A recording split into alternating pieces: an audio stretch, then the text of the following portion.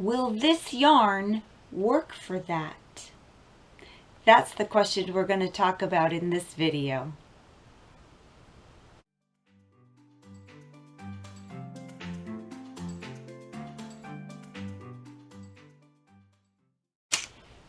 One of the questions I get asked quite often is, how do I pick the right yarn for my project? How do I match the right pattern and yarn, and kind of questions in that realm? And the short version of the question is, will this yarn work for that pattern? And there's a million things that factor into that. And a lot of it is just your knowledge and your understanding of the qualities that any given yarn and fiber will have. And we're going to talk about that a little bit today. I'm going to show you 4 examples of the same pattern worked in 4 completely different yarns. And we're also going to talk about some just intrinsic qualities of the way a yarn is manufactured, as well as some things to think about as far as fiber that can help you make some determinations about what yarn to use or what project to use for the yarn that you have. So what we're going to talk about today is my recent release of the Down the Rabbit Hole cowl. And this project has been on a journey, and it's still got one more trial to go that I'm pretty excited about.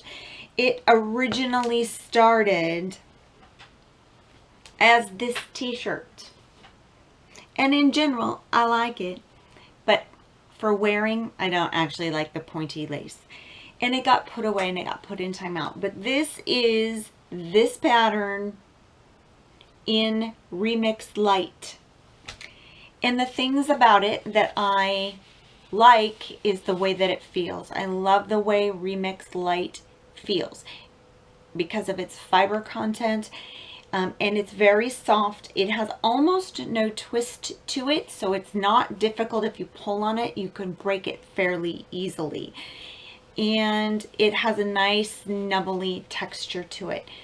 It is a challenge with this pattern. I would use a different size hook with it if I wanted to create this type of pattern with it again, but I learned a lot about this yarn by doing that.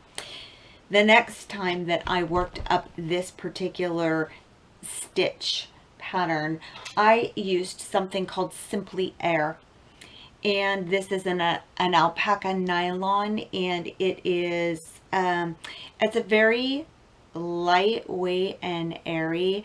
It's very similar to, if you're familiar with brushed mohair or the mohair type yarns.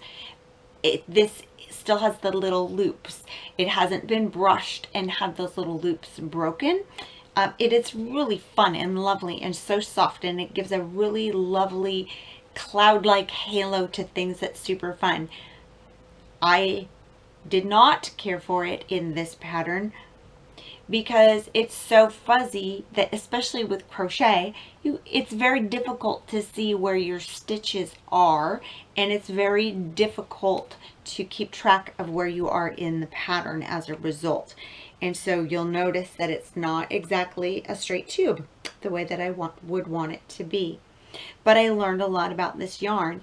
One of the things I learned about this yarn is that it's a nice yarn to companion strand for making amigurumis and to make luxury, wonderful bunny rabbits and teddy bears and things for those precious babies in your life that you might want to give an amazing gift to.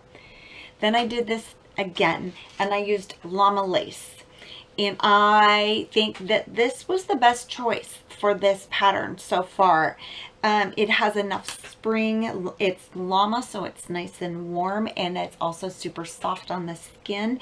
Llama lace has a nice twist to it, which allows it to have a crispness in its stitch definition. And it is, it's a generous yardage. So that was fun to do the project again in that. And then I just recently finished doing it again in this. This is Fidalgo Artisan Yarns Sahara Silk, and it's a camel silk blend. And this one is nice for this project. It is, because of the silk and the nature of the camel fiber, the yarn doesn't have as much structure to it as the llama does. And because of the silk, it has more drape and movement, which can be really quite lovely. I think that this would make an absolutely wonderful shrug. And so I've kind of got some thoughts on that. So those are examples of doing the same pattern repeatedly, but using different types of yarn to help you learn about the yarns that you like to use. Don't feel like doing a whole cowl. Doing scarves is a really nice way to experiment with different types of yarn. You could pick up a pattern and just do the pattern over and over and over and make multiple versions of it using different yarns, using different size needles, because with a scarf in particular, generally speaking, the gauge isn't going to, it's okay that you can play with your gauge a little bit in a scarf because you're not trying to make it fit. The thing about gauge that's really helpful is that it does help you to know how much yardage you're going to need and things of that nature. But you know, when you're experimenting and learning and trying different things, those are, you know, things that you kind of throw caution to the wind on those things and just give it a try. So I want to challenge you today. I want to challenge you to pick a pattern that is fairly simple and small.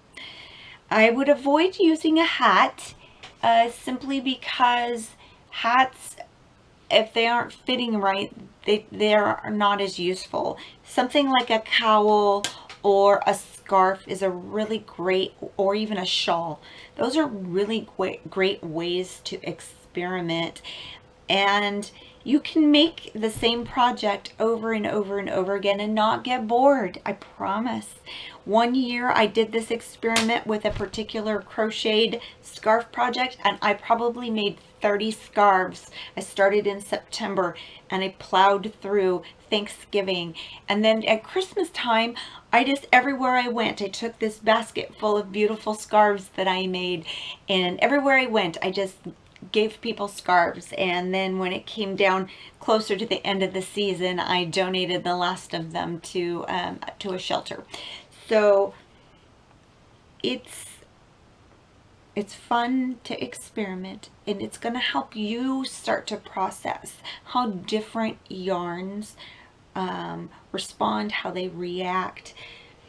Things that I want you to think about and understand about yarns in general. Most of your plant fibers tend to have more drape and movement to them. They don't have as much structure, and they're going to relax a little bit differently into their stitch. Most of your animal fibers have a halo quality to them, which means they have little hair. Sometimes it's really obvious and sometimes you can barely see it, but they have a fuzziness to them, and it will stick together, and that helps add additional structure to whatever you're making. Your acrylics, they can have some similar qualities to both your plant and your animal fibers depending on the type of acrylic. Not all acrylics are your grandmother's Red Heart Super Saver. I promise. There's an amazing array and range of your man-made fibers these days that can just be amazing. And I want to encourage you to explore with those a little bit, especially if you make items for children. It's a great, they're usually smaller. Those are also fun ways to experiment. Make notes about what you're learning, about the way different fibers respond.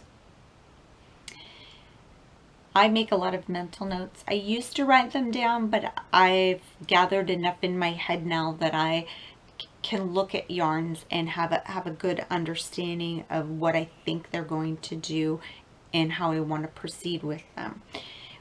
But I got there by 25 years of trying things and failing at things. But it's all part of the experiment.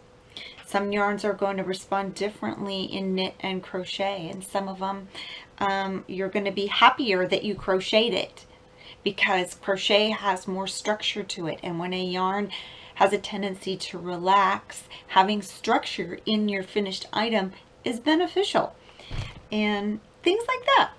Some yarns have spring to them. That was the case with the Remix Light. It has some nylon in it, and it has a tendency of its own accord to pull in, and because the crochet has so much structure to it all in of itself, adding that structure to the structure of the yarn made a fabric that's much more dense, pulls in more, which is fine. You just have to understand that, and I would have made this a little bit larger in size if I had been more aware of how it was going to respond. There you go. So those are my little tips for you to think about today. I hope that you find that encouraging. I am Suzi Quillen. I'm the Empress of Yarn here at Perfectly Knotty, and I want to invite you to subscribe to this channel. Click the little bell so you get notified every time I post a new video. You can click that thanks button down there under this video if you find my tutorials helpful. Head over to perfectlyknotty.com, sign up for the newsletter, and take a look around. I appreciate you joining me today. That was a lot of things I just asked you to do, I know, but I really do appreciate you. I appreciate your support. I appreciate your presence in my world, and I love helping you be a better stitcher today than you were yesterday, even if it's with one tiny little tweak that I helped you with. So I hope you have a beautiful day, and I will look forward to seeing you next time. Bye!